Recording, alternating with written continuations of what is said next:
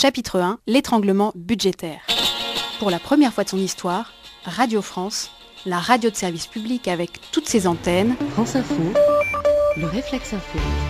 Voici le journal de Mickaël Thébault. Bonjour Mickaël. Le journal de ce mardi 10 mars 2015. Bonsoir à tous, soyez les bienvenus. Ça y est, c'est le club Jazz & avec cette Ses sites web, mais aussi ses orchestres, ses chœurs, sa maison d'édition. Respect, mec. Bref, Radio France a un problème de budget. Un gros problème de budget. Comment ça se fait, ça? Moins de ressources, trop de dépenses. Mais qu'est-ce que ça veut dire? Moins de ressources parce que depuis 5 ans, la tutelle, qui est le principal financeur, s'est désengagée à hauteur de 87 millions d'euros. Mais qu'est-ce que c'est que ça? Ah oui, la tutelle, c'est le ministère de la Culture et de la Communication dont dépend Radio France. Pour faire fonctionner toutes ces antennes, la radio publique a besoin d'un budget d'environ 660 millions d'euros par an. D'où vient l'argent? Par qui es-tu payé? Le contribuable, qui verse sa redevance, l'État avec ses subventions et des recettes publicitaires. Et c'est là que ça se complique. Depuis la suppression de la pub à France Télé, sous le gouvernement Sarkozy, l'audiovisuel public, dans son ensemble, a moins de revenus. Et Radio France en fait les frais. C'est des salades de journalistes. Passons aux dépenses. Elles sont en hausse parce que le chantier de réhabilitation de la maison de la radio a complètement dérapé, passant de 330 millions d'euros à près de 600 millions d'euros. Inauguré en 1963, le bâtiment de la maison de la radio abrite 1000 bureaux et 61 studios de production et d'enregistrement d'émissions. Ah oui, au fait, nous, c'est le son notre métier. C'est génial.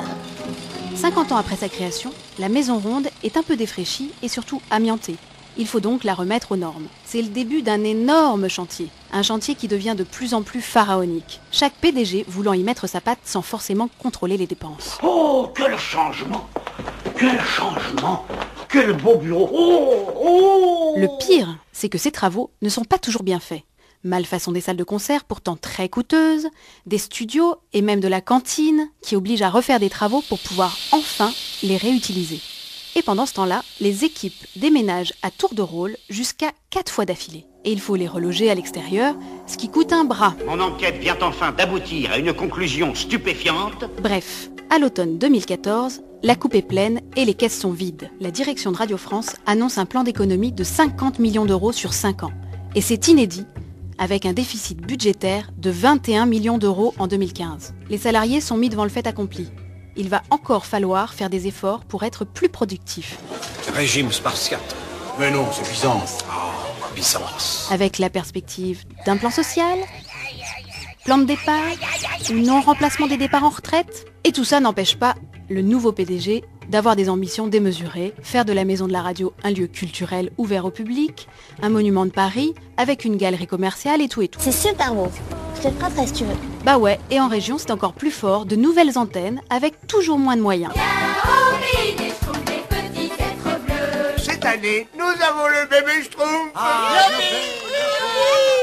Oui, mais en attendant, tout ça c'est pas gratuit. Tout se paye ici. Demande à Pépino. Sauf que c'est pas comme ça qu'il faut réfléchir. Oui, Radio France compte 4619 emplois, dont la masse salariale augmente mécaniquement de 4 millions d'euros par an. Mais grâce à son personnel, elle produit chaque seconde de ce qu'elle diffuse sur toutes ses antennes. Du contenu pour tous. 3 ans et plus d'une guerre folle. Je suis français, je suis musulman et pas tout à fait chargé. Sa deuxième place à la route du Rhum. Mais je crois pas que le milieu des marins c'est un milieu de machos, je pense qu'on s'en fait cette image-là. Ça s'appelle tout simplement le service public. Vous avez bien tout compris ?